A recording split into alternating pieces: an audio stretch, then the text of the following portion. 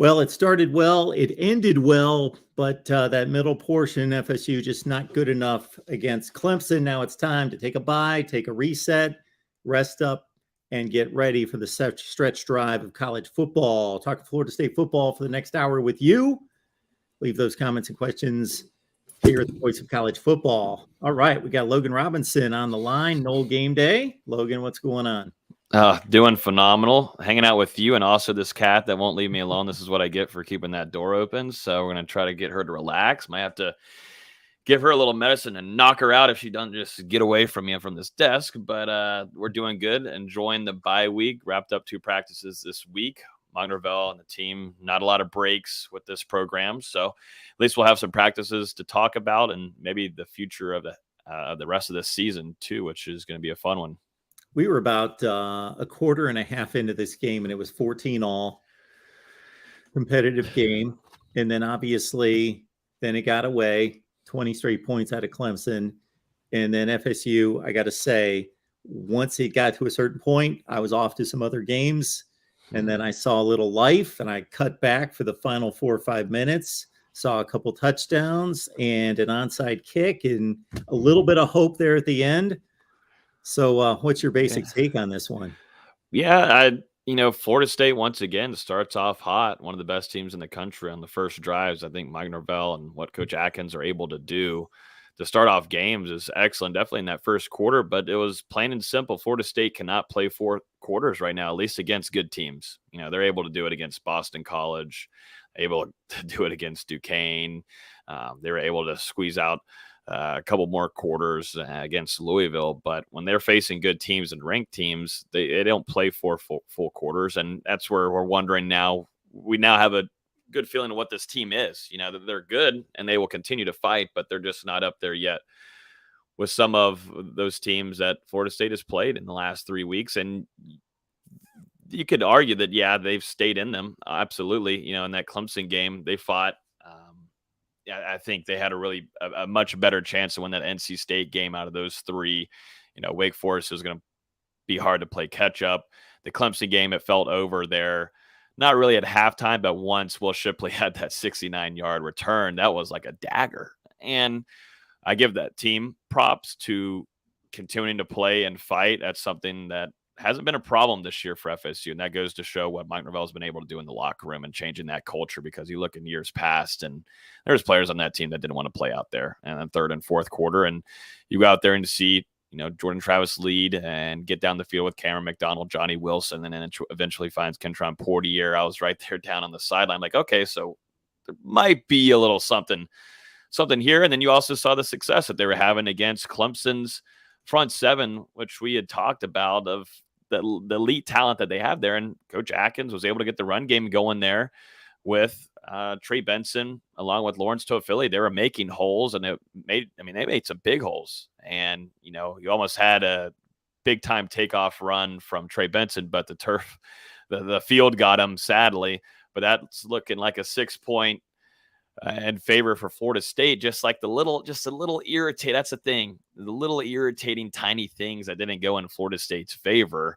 But I love the fight out of them. It's now the irritating part, and then Mike Norvell's the same way.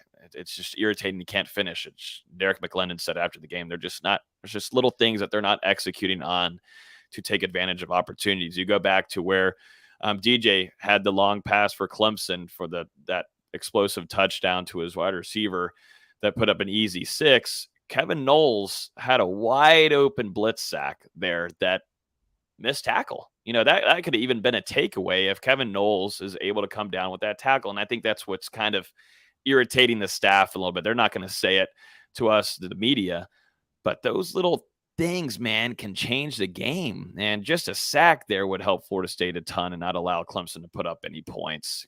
Like I said, could have been a turnover. Just those little small things that Florida State still as a program is trying to get better at. But the fight, the will to try to come back, and you got a quarterback that is very determined to get down on the field and, risk everything to put some points on the board is nice to see. You touched on the run game. I want to go with the run game on both sides of the ball. So back to the offensive side first. I think the number was 6.1 yards per carry against Clemson, and that doesn't happen. Mm-mm. And that was impressive on that side of the ball because they've got 6 or 7 dudes that they're rotating along the defensive front, and I know they've had a couple injuries, but those guys came back and were ready to go. Brian Brissy being the headliner, of course, he's been out for various reasons, but he was there, and this Mm-hmm. run game cut loose, and the offensive line pushed him back. So I guess that's a huge positive takeaway from this game, because the run game I thought was really good early in the season. Then it had a few games that Mm-hmm. it didn't show the way it should. And then on the other side of the ball, I think the rushing defense isn't as good as I thought it was going to be. Are Yeah. we pointing at Fabian Levette's absence for the last 5 games as a major issue there?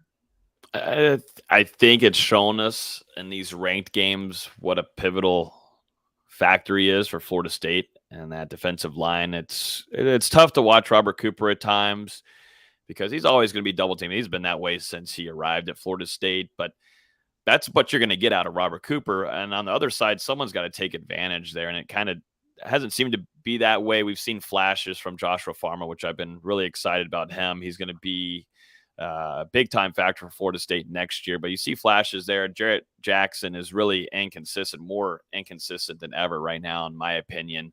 I was thinking very highly of him going into this season. I've been disappointed there. And Florida State is just kind of hurting in that realm, who alongside Robert Cooper can hold down that end side. And they did well, but not good enough whenever you have Will Shipley. It happened last year. Shipley just has his number and on Florida State's defense and linebacker room. I just thought, Dabo Swinney just called a good game there against Florida State's defense. And, you're looking at Rob, you're looking at Kalen DeLoach, you're looking at Tatum Bethune to be some play well there and come in and stuff the run at most points, but they weren't in the positions. And so it's nice to see now Fabian Levitt, we'll talk about in a minute with practices going on this week. Fabian Levitt and the Robert Cooper, it's a very nice tandem. I mean, we saw it against LSU. It was ruthless. And, I understand LSU, you're starting off a new offensive line, and it goes to show that absolutely they had a lot of hiccups the first couple of games of the season. But that's a special tandem. Both of them work off of each other very well. When you take one of them away, I think it hurts quite a bit. And we've seen that. And you've had to have some guys step up. And I think Farmer has primarily been that defensive lineman to do so. He's just young, not as much experience. Now he's getting a lot more important reps out there. And his play time is going up. But you still really would love to have Fabian in there, definitely for a game against Will Shipley. Norvell told us that Lovett was indeed trying to give it a go later last week. Just wasn't fully 100%. They didn't want to risk anything, so he didn't end up playing, obviously. So it just stinks, man. Injuries for this team has really halted them in some regards. And like we talked about in these game recaps, just small little things, just irritating. You can't get away with the win and some of them, and where you had a chance in a few. Mr. G14 Classified, we appreciate you being here and supporting and encouraging everyone to hit the like button and to get here every Wednesday at 6 Eastern time. And Mr. G14 Classified and others, don't just enjoy the show yourself. Bring your friends in here. Let's get another group of folks in here. Again, tell your college football friends and fam that you enjoy the show, and they will as well. So bring them on here every Wednesday, 6 Eastern. So since Jason's not here, I believe he's covering the NHL tonight. Yeah, he sure is. Since I'm going to play the role of Jason, because you can imagine our show last week. We were talking about schedules for like 45 minutes. Yep. Oh, Jason always like, well, if we win the game against Syracuse, but we lose the game against here, and then if we go 3-2 in those 5 games, then they're going to be bowl eligible. So I'm going to play a little Jason here, because I will say that this was obviously a stretch that we could all look at very easily and say, okay, this is pretty big here with Wake NC State, at Clemson. It's obviously the three best teams in the division. There they are. Yeah. And I got to say, coming out of those three games, Florida State didn't play any better or worse than I expected. The performance was about what I expected. But obviously, that NC State game really hurts because I thought that they were going to take one of the three. Yeah. And the way it played out, that was the game that they obviously had in their hands. Irritating. That's probably just going to keep on saying it all throughout the night, but just irritating. And then some of it's, I don't think you can have all the excuses for Mike Norvell, but I don't think the play calling is really one of them because, Jordan Travis, you take ownership there. I mean, he had certain reads, and Mike Norvell is not going to say it, but he had certain shorter reads that he could have gone to. You just got to get the first down. I mean, you just got to get there. Back in that NC State game, you can go for the dagger there and try to go hit Micah Pittman, but the defensive back played really well on that ball and was coached well, and that's the outcome from it. And sadly, it's one that really ended up hurting you and costed you the game.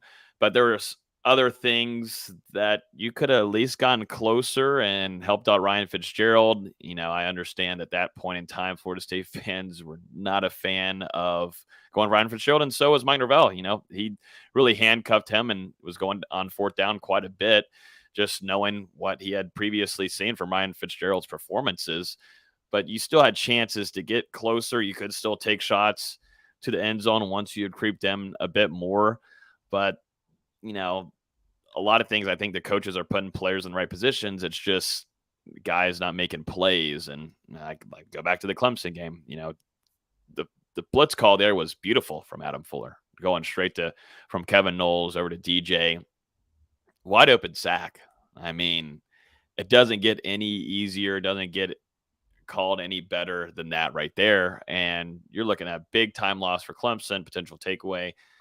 That hurts you a lot. And for Wake Forest, you hurt yourself.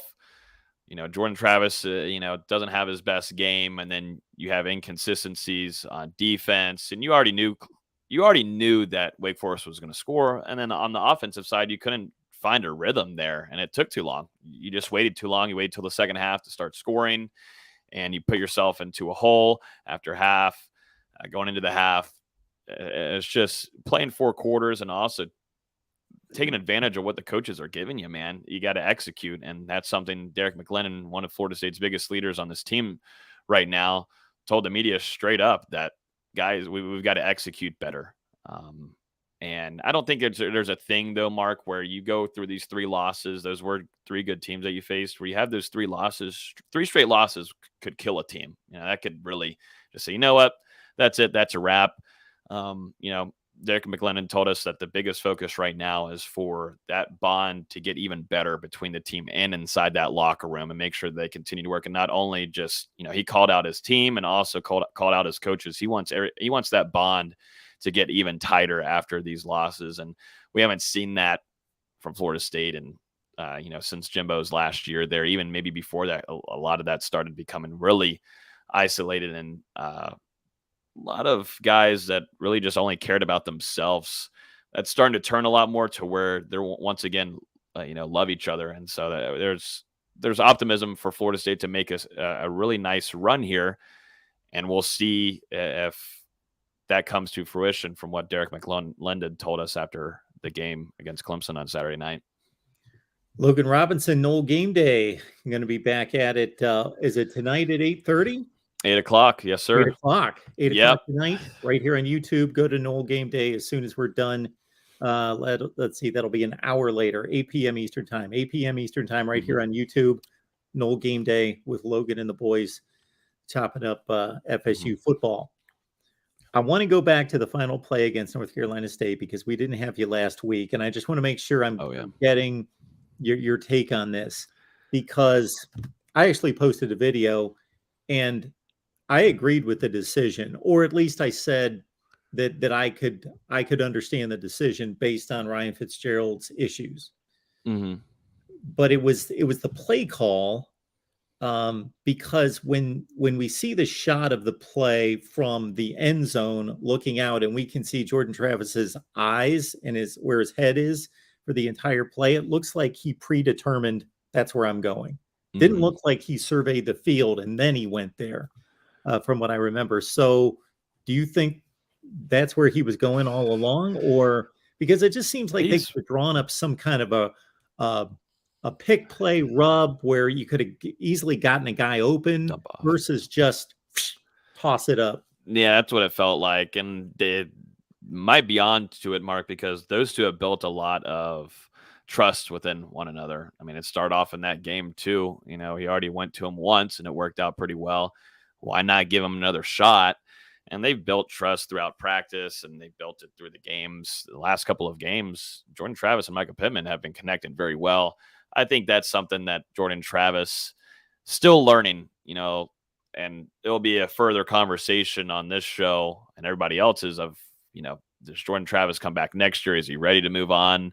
I've always thought since before the season even began that I think Jordan Travis needed another year. And that's a whole different kind of conversation. This play alone, I think he was just going for a shot there to end the game. And he's kind of turned into this. He did it against Clemson too. He's starting to do the kind of hero ball that Jameis did, where for no reason whatsoever, you should be throwing the ball definitely when you're getting hit and kind of just lobbing it up. I mean, there's some times this season where there should be multiple interceptions, but some of the defenders didn't come down with it. Happened against Clemson too, where the ball should not even be thrown whatsoever. And he's got to understand he doesn't need to do that in order for Florida State to stay in this game. Because Florida State was doing pretty well on defense for the most part. Just giving up those explosive plays hurt them a lot. Just trust in your team. And I think that's something Jordan Travis still learning mentally more than anything. He's shown us that, yes, he can be a passer. But I do like now that we're over the whole I've got to pass to prove everybody wrong kind of deal. Because that's how the season started. And that hurt Florida State's offense. I mean, now he's running. He's now, I think in the last two games, 160, 170 yards rushing.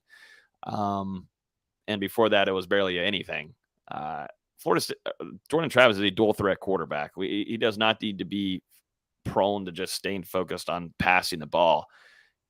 And I'm hoping that Mike Norvell, and I think it's been that way because they got to get down the field. But, you know, Mike Norvell, Coach Tokar's, sit down with him and, you know, we've got to use your legs too, man. And if things aren't open down the field, and I understand rolling out you want to do, but sometimes when you're rolling out, that's the point. When you're rolling out, and you've got 5-6 yards ahead of you, or if you just need, 3-4 yards and you've got the first down there, get the first down and let's keep this series going. But there's times where he'll stay rolling out and you end up throwing the ball away and you're at third down where you could have easily got the first down. I think that's something where Jordan Travis is still learning as a quarterback.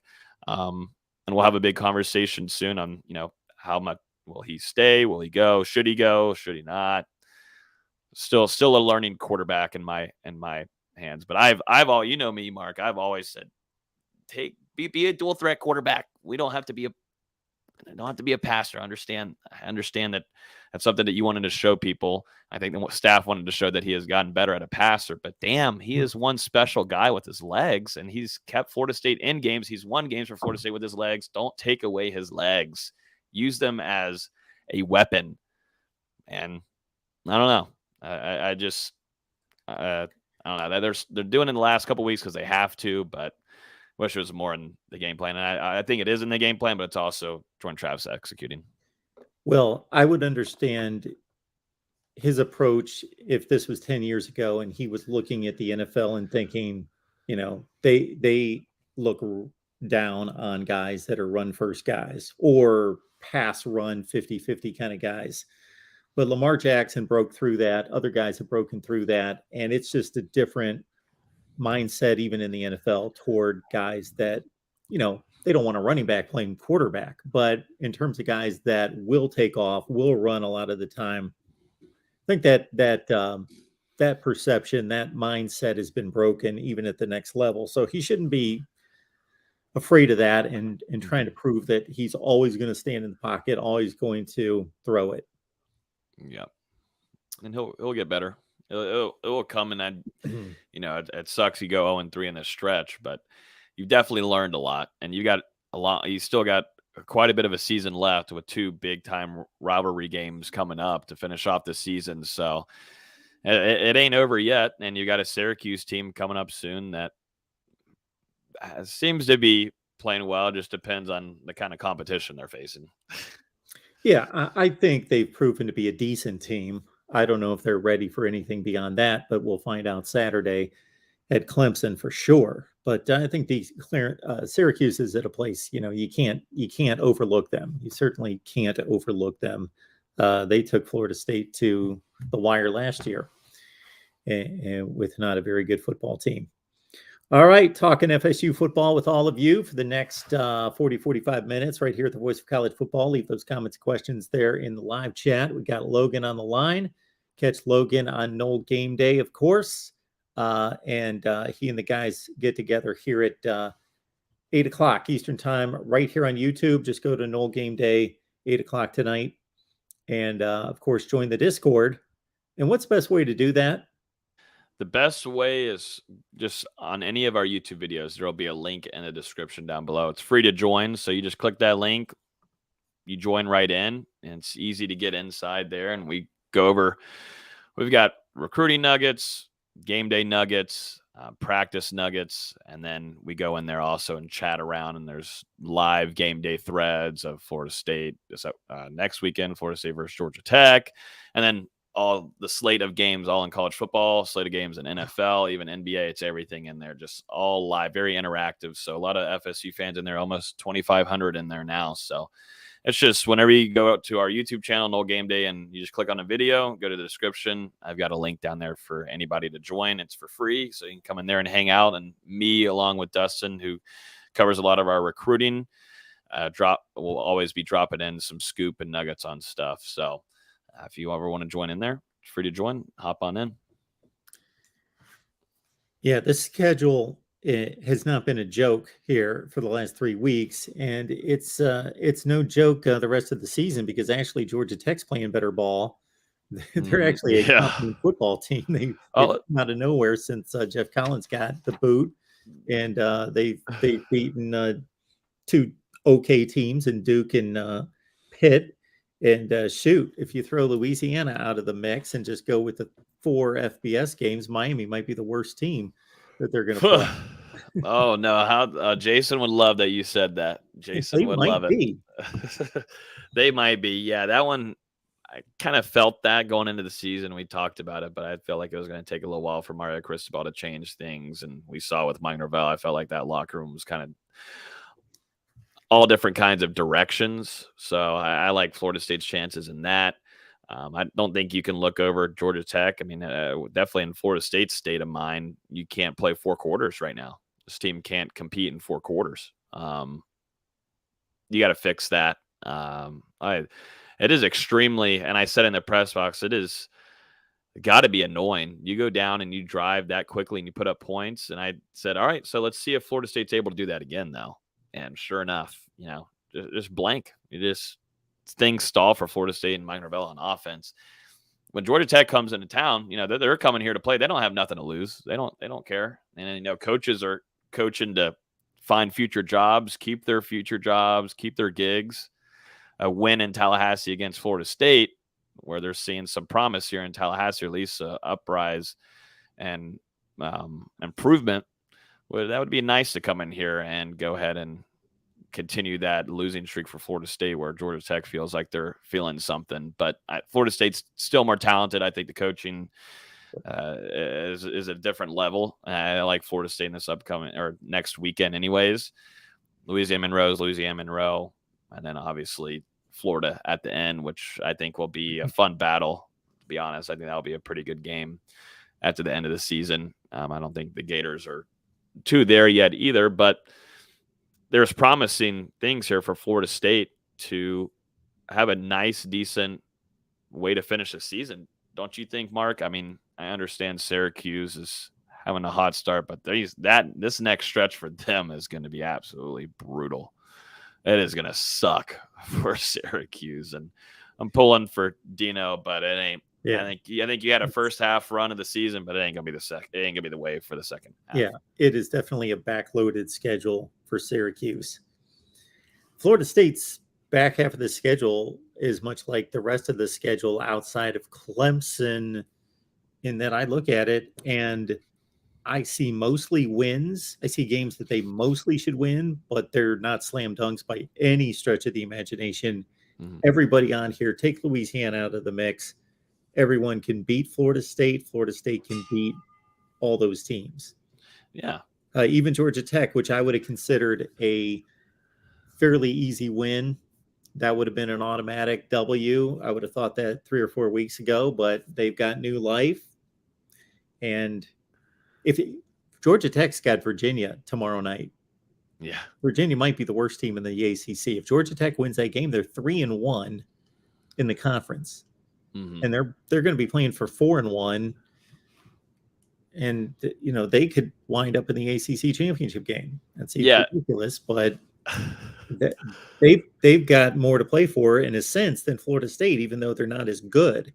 Just because you guys have to deal with the Atlantic. Mm-hmm. Isn't that crazy? With the division that's a zillion times better than the other one. So fortunately, that goes away next year. Yeah, it feels like it's such a separation this year. It's not really a middle pack. There's good, and then there's awful.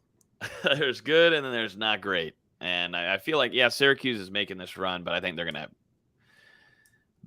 it's gonna show real quick about how the competition that they've been facing. I mean, Florida State, I feel is in that tier right there. Obviously, I think with NC State, I mean, Florida State should have came away with the win there. When you take away Leary, I mean, they can't do much. And I also don't think Leary is such a major game changer. That's why I didn't pick Florida State to win that game, but I feel like they had a good chance. But the ACC is it's how it is. I feel like every year, but it's such a weird one, And I sometimes forget Virginia Tech's even playing football. I don't know about y'all anymore, but the only time I ever see Virginia Tech is whenever they're doing the Sandman or whatever it is before the game. Yeah. I kind of forget Virginia Tech plays football again. It's pretty bad. Yeah, and Virginia, I guess. Awful. But I've heard more about Duke this year playing football. Yeah, than I've heard about Virginia Tech, Virginia. I watched the last 3 or 4 minutes of Duke's game against North Carolina. I got on over there. I had to check it out on the ACC network because I thought, man, look at this. They blew it. That's crazy. But, they had North Carolina on the road. They had a 3-point lead and the ball inside the 10-yard line with 2 minutes left. They could have scored a touchdown and iced it. But they didn't get the touchdown. They missed a chip shot field goal. Drake May comes all the way down the field. Boom, touchdown. And even after that, Duke got the ball with they got the kickoff with like 16 seconds left. You would think the game was over, but they hit a shot for like 35. Damn. And they were only like 6-8 yards away from field goal range, but they couldn't do it. That's entertaining football, I guess, in ACC right here. I mean, it doesn't get any better. This is what I'm going to hit you with next, Logan. Got a bye week. First thing I think of is getting healthy, getting guys that are nicked up, letting them rest, get healthy. In addition to that, what do you think is this team's focus in trying to get set for the next game now that they've got extra time? Yeah, so we talked with Mike Norvell on Tuesday and today. Main focus right now is, like you said earlier, getting healthy, recovering. That was a nasty three-game stretch. And to be honest, Florida State came out of it pretty well. I always look at the front line and Florida State's offensive line and who came out alive, who didn't, who's going to be out for weeks. But right now, Florida State's feeling pretty good on that front line. So there's not much worry there. And the more health there will help. I think biggest thing will be for Robert Scott. He had a really rough game at the tackle position against Clemson. I don't think he's fully healthy yet. I'm hoping that, for Florida State's sake and Coach Atkins, this rest that they'll have a couple days off here and then they'll get back to work. But, building some strength and getting some healing done is going to be key for FSU. Guys like Jared Verse, who's been dealing with an injury for the last couple of weeks, going all the way back to that Louisville game, him having to still deal with that. Florida State is going to want to have him back fully healthy for this next little stretch of games. Also, Jordan Travis still dealing with something. I think he's fine. He's out there practicing full and everything, but just extra health and recovery for him will be big. Some things to keep an eye on are number one, Fabian Lovett. We lost, Florida State lost him at the LSU game. I think second to third last play, just extremely unfortunate events. Weird play where he kind of tweaked his leg there. We never got confirmation or anything official on what kind of injury it was, but it seemed like a lower leg injury, maybe ankle, Achilles, something like that. Haven't seen him since the LSU game, but on Tuesday he was fully padded, practicing. We'll see how limited he'll be going into next week's practices as Florida State prepares for Georgia Tech. But got to see him in person the last couple of days. It's crazy how big of a leader he has been for FSU, not just whenever he's on the field, but off the field, like he's been since almost 5 games all the way back to early September. Just how big he is and being in that huddle and the presence that he brings to that team. I mean, if you go back to Saturday night, he led the whole team after warmups and had a talk with them before they went back into the locker room. He's a big time factor as a leader for Florida State Seminoles, and it's been great to see him back out there on the field. I think I'm expecting him to be available against Georgia Tech at this rate. And we already talked about it earlier, but he plays so much better Robert Cooper plays so much better there, and that interior defensive line with him beside him. So it'll be good to have Fabian Lovett back. It's going to show how much Florida State missed him after the last stretch of the season. And then Winston Wright Jr. is always a big one. Everybody is wondering what's going on there with him. An explosive player coming out of West Virginia that transferred this last offseason. There's been some improvement here during practice. He's now going in on one-on-ones with defensive backs. First time that we've really seen him going in contact drills. He's always been, for the last couple of weeks, running routes and catching balls from the quarterbacks. He's now doing one-on-one routes, still trying to get better and improve. And I think it's going to be a little while still before you will see Winston Wright Jr. And we'll also see if there's a plan to get him into the fold for 2023. But at least you're seeing some progress there for Winston Wright. And he's trying, I promise you, he is trying his hardest. And he tweets, a few times during the week, 1% better. I'm trying to get back.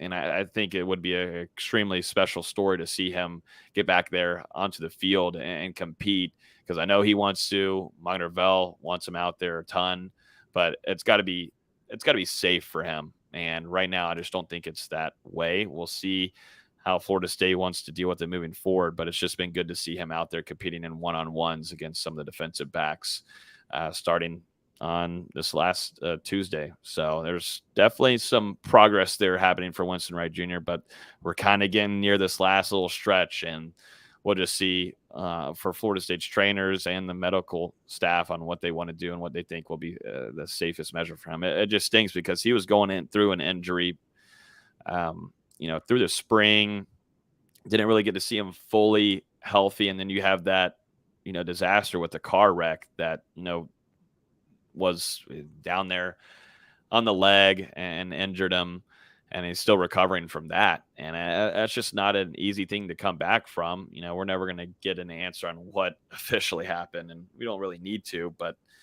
it's just a long recovery process, and we'll see if we see Winston Wright Jr. in 2022. But the good thing is that he's out there and he's now being able to compete with some defensive backs for the first time this season.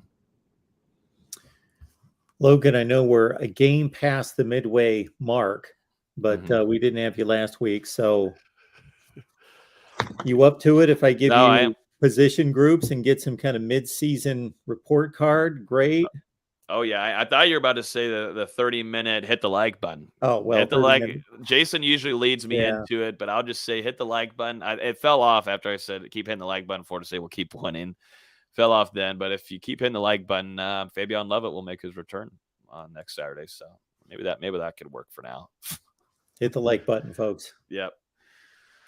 Well, yeah. Let's take you through the offense, and you tell me where you stand on each unit. We'll go running backs. Okay. Running backs, I would go would go B.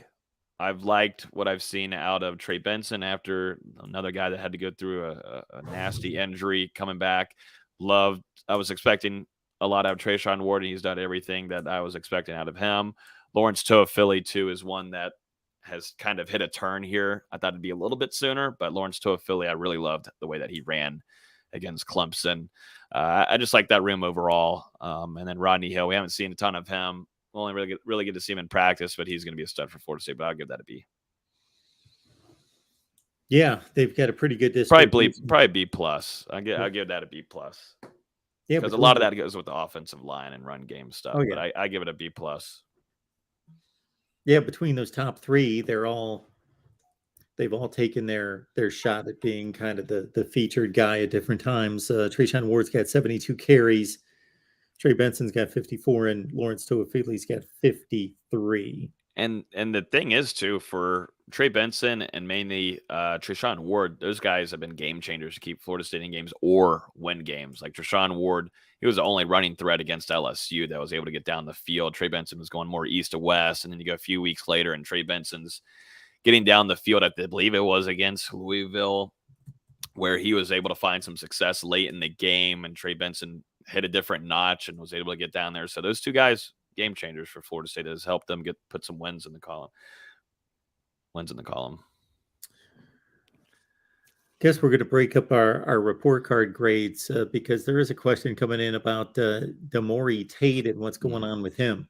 Yeah, Demore, today had an end zone PBU. I believe we put it in the practice report, but he's still working with scout team throughout the season. You look at Azare Thomas and Sam McCall; those guys are getting more playing time. You see it straight up with Azare starting to get more reps with every week going on. Week by week, he's getting more reps. So Demore Tate, the talent is there. It's crazy. He's one of your biggest size defensive back. The physical attributes are amazing. He looks great, and he has flashes, but it's more inconsistency than anything with him. And it's also about, staying focused. And I think the staff has given him a lot of opportunities to turn things around. I thought he had a nice spring, and I thought things were bouncing back, but a slow start to fall camp kind of hurt him there, and we'll see. But, Azare Thomas and, Sam McCall have moved up there, along with Greedy Vance coming in transfer. So that's just the way it kind of goes sometimes. But, he's with Scout this season, Scout team. I forgot how highly rated Demore Tate was coming out of high school. 5th rated cornerback in the country. He looks great. I mean, that's the thing. Like I said, he was making plays left and right during the spring. Looked good. I was like, okay, all right, there could be a chance this upcoming fall for Demore Tate to get into that cornerback position room. And you would have loved to see that because you're relying on Renardo Green and Amarion Cooper. Amarion Cooper being really kind of inconsistent right now for FSU. You would love to have Demore Tate in that mix as a veteran guy that had been around the program for a little while now. But like you said, highly ranked coming out of high school. A lot of teams really heavily after him at the end, but stuck with FSU and just, I think lost focus upon arrival in Tallahassee.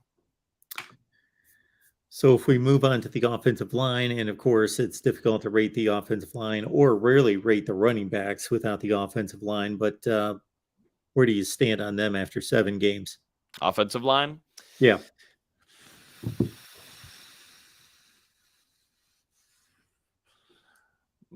I'll go with the C, and I'm probably more of just going off of a recent game, just how they were able to do with Clemson. I thought that was impressive. Like you said, it's rare to have, 6.6 yards per carry. That's rare for a team to do anything like that to Clemson. All throughout the season, there's a lot of inconsistency. Like I said, Robert Scott Jr. shouldn't be. I understand the NFL's the talk, the chatter, blah, blah, blah. I don't understand that too much. And definitely after seeing what happened against Clemson, he's not going anywhere, or I hope nobody's lying to him. But Robert Scott Jr., a lot of inconsistencies there. And then you throw in Jazin Turrentine, who, a lot of inconsistency. I mean, Coach Atkins practically told us, and that's something that they're working on with him. I've liked what I've seen from Dylan Gibbons. He's a guy that just stays consistent. He does what he needs to do. And he had Dimitri Emmanuel on the inside there too. I'd give it a C. I'd give it a C for right now. Maurice Smith.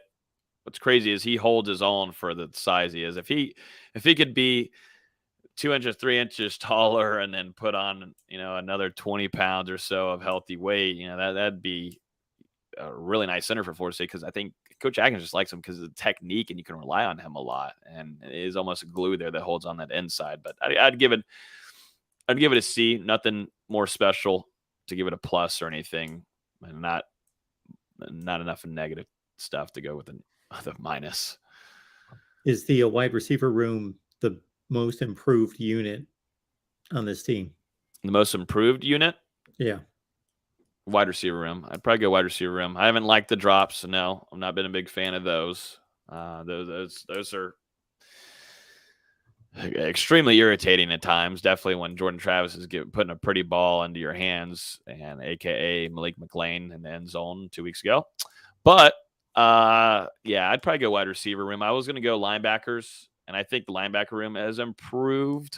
But if I'm going to battle between wide receivers, linebackers, I would go wide receivers. And this isn't really a shock to me. What we saw in the spring with Johnny Wilson, everybody thought I was a lunatic for thinking Johnny Wilson would be the star wide receiver coming into the season. But I promise I'm not lying from what I see at practices, and Johnny Wilson has been that star guy. And then Micah Pittman, those two guys have been great additions of Florida State, and Deuce Spann will eventually become one too, just getting a little bit more coaching after switching positions from quarterback over to wide receiver. There's definitely optimism, and you haven't even seen Winston Wright Jr. yet, but I've liked what I see from Kentron Portier, Blake McLean, if he can come down with those grabs in the end zone and build some consistency there. And then what I'm really excited for, he's not really running back. I mean, he is a running back. He's listed as a running back, but he's more of a hybrid. I would say more of a wide receiver, in my opinion, as a slot guy. But Ja'Kai Douglas, I'm excited for the rest of the season with him. He's probably Florida State's smoothest route runners on the team right now. He looks really, really good and healthy, fully healthy, 110%. All right. If we go to the defensive line, and of course, we've talked a lot about Fabian Lovett not being there for most of the year. Yeah. Interior, just specifically interior, or both of interior and outside of D end. If it's all between, if we're combining both, I'd give this group, I'd give it a B. And I know you've lost Fabian Lovett. I think what carries you, though, is on the outside with Jared Verse and Derek McLendon, and the bright future of Pat Payton, too. I really love watching Pat Payton play. Was high on him in the spring. We saw the size that he put on, and him challenging himself to put himself to be right behind Jared Verse and McLendon to get reps. I've liked what I've seen on the outside there. And, we don't really talk about him a ton, but Leonard Warner has been at Florida State for 22 years. And this year he's been nice to be able to throw in there whenever you need him, to give some of those guys some rest. He's looked good the last 2 weeks, and we're never going to talk about him that much. I know we've only named him once this season, I think, on this show, but for a guy that needs to come in and do his job, and you rely on a veteran, I thought Leonard Warner has been nice there to help out on the outside, with Jared Verse being more limited after the injury. But, I think Jared Verse and Pat Payton boost that rim quite a bit to give it a nice B. I wish the inside could help a little bit more. Joshua Farmer might help it.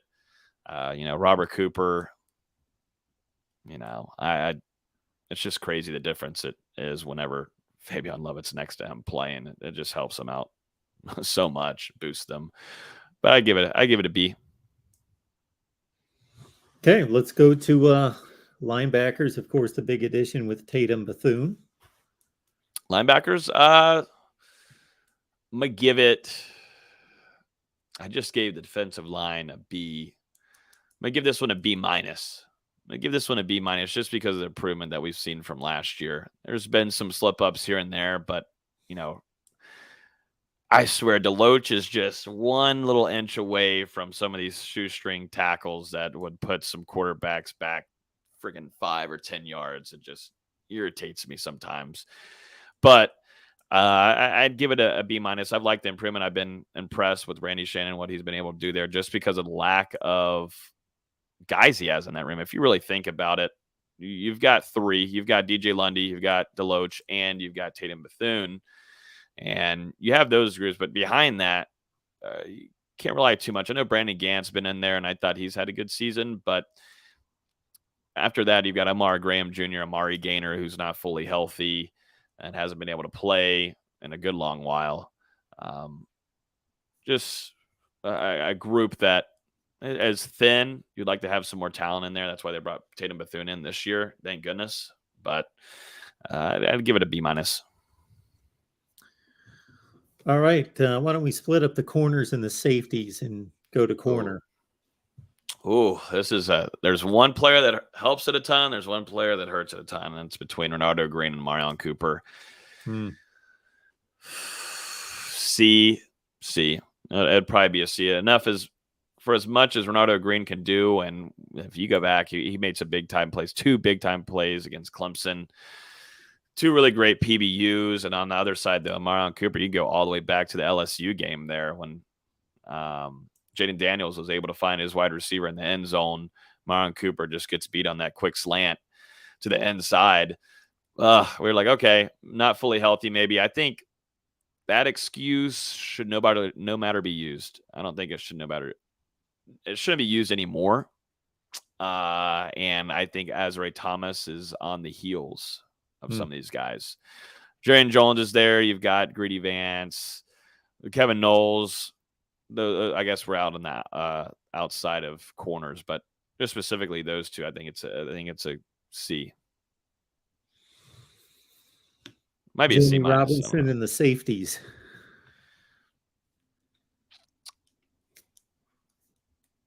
Of course, the play that's going to come up to everybody is missing that sack there by Kevin Knowles, and that opens up a wide open wide receiver for Akeem Dent, who's still you got to do your job. And then Jamie, I've loved what I've seen out of Jamie. He doesn't get talked about much because that's the thing with defense back. If you're not talked about much, you're doing your job. That was the same way with Ronald Darby and PJ Williams during their time. Didn't really have to talk about them on Saturdays after games just because they were on lockdown duty. Safeties wise, between Jamie and Akeem Dent and Shaheem Brown, has came in and played well. I've not been so impressed with Akeem Dent this year. I just haven't seen a huge improvement. He's made some plays though in the end zone to save some touchdowns. Though I'm going to give this room. Give it a B. It's going to be a B for me. All right. Why don't we wrap this up with a little special teams? We'll throw it all together. Yeah. Break it down. We know what everybody's thinking about special teams and what they're going to be focused on in terms of missing kicks, but throw it all together. And what do you think? Inconsistencies. Alex, you better run for that first down next time, buddy. They might have not learned that in Australia. I don't know. And then you go to Ryan Fitzgerald and the inconsistency there. I do think, though, he's going to be fine for the rest of the season. I'm sure now that I said that, I will just screw it all up. But I've liked what I've seen from him in practice and just, a few of the games that we've seen him kick. Hasn't been a ton, but this one's going to be. This also, can I add in a couple things here with the return game coverage? Does that throw it all in? It's all special teams. Everything was working great until Shipley got into Tallahassee. It was working beautiful. Florida State was one of the best teams in the country at doing so. Punt return has been really nice with Micah Pittman. That has been huge for Florida State. So that ups it up a little bit more. I'm trying to give it some rise here, trying to give it a little bit of rise. Ontario Wilson's got a 51-yard punt return. Yep, that was that. Who was that against? That was kind of a fake. I believe that was against Wake Forest. It was NC State, if I'm correct. Someone in the chat will tell me. I believe it was. I'm trying to get all these games in my head. I'm going to give this a C+. C+ just because of that, because I am adding in other things. I know that everybody's going to think that I'm giving a C+ from the kicking. If it was just kicking, I'd give it a D, but I do like what I've seen out of Micah Pittman, the return game too, with Trey Benson. You got your first kickoff return touchdown since 2013. Worth noting that. So I have a good argument there to hold my C+. Yeah, but it was NC State. So. All right, folks, about 75 on the line through the night. Appreciate you being here at the Voice of College Football. If you missed some of this conversation, and most of you did, you know what you need to do. You can watch the rest. Just wait for this baby to post. It should be almost automatic, and you can watch what you missed. So if you only saw 10 or 15 minutes, get on back and watch the rest of it. And, man, we would love to have a much bigger crowd in here each and every week. So tell people about it. We are depending on you to blow up the audience. And if you enjoy it, other people will as well. And we've got, of course, first and foremost, Florida State fans here, but we've got all sorts of different fan bases here. So any college football people that you know, let them know. Wednesday, 6 Eastern, and get them here. Logan, anything going on at Knoll Game Day we need to know about? Nothing too wild, Mark. Enjoying the bye week, and then got our show tonight at 8. Won't be a long show, but we're going to probably do some report cards like we just did here, and then maybe go over the rest of the schedule. We'll talk practice observations from this week. And other than that, nothing too wild at all. Just enjoying the bye week. I'm sure FSU fans will too after some of these late night games. But yeah, nothing too crazy, Mark. Folks, we've got your night scheduled for you. 8 to 9 with Logan, or maybe beyond that, however long they go. But at 8 o'clock with Logan and the boys, Knoll Game Day right here on YouTube. And you know what you can do between now and then? Yep. You can join us on the Miami channel. How about that? That's right. Get on over there. Get over there and satisfy yourself. It's the most exciting time of the week, literally, because Saturdays suck for them. So go right at. Even though I know now I'm be like, oh, y'all went 0-3. I don't give a damn. It's not looking bright down there in Coral Gables or wherever they have their stadium. I don't know. It's not their stadium either. Sorry. Can't wait for that one. That one's gonna be fun. Yeah. Hopefully we'll have on. Hopefully we'll have on your Miami guy. Well, I always forget his name. Jason, he has already been thinking about that for weeks. He contacted me weeks ago and was like, are we putting together a big Florida State Miami special? Are we doing that? And I'm like, yeah, we can do it. I just didn't cross my mind yet. I'm not thinking like 6 weeks ahead, but oh yeah, he's already got that. Oh yeah, he's after everybody. Definitely if they're in Miami. So be ready for it. But right now, the main focus is on Georgia Tech. So we'll do that, but we will enjoy this bye week. Need some rest. Media people need rest too. These 8 o'clock games. Whenever you're on prime time, other than how it is for Miami, it's not so easy for the media leaving the stadium at 1:30 in the morning every week. So just a little bit different than how it is in Miami when you're on Nickelodeon at noon, I believe it was. What was it, Nickelodeon or what was that? I don't know what it was. I know that when I looked it up, it was just supposed to be on ESPN3, but I'm flipping around going to different games, and I caught it on some like Bally Sports. That's where I wasn't looking for it. I just came across it. I'm like, oh, that's a Miami Virginia Tech game. What is this? Bally Sports. Huh. Yeah, and 480p, and then just an inch better than listening to radio. So hope they enjoyed that. That logo really holds weight still. That's what they tell me. Yep. That's what they tell me. Logan, I appreciate it, man. Yep, Mark, appreciate you. Enjoy the rest of the week. I know you're a busy man too, so praying for you. Halfway through, baby. On to the next half. See you, man. Thanks so much. Mark.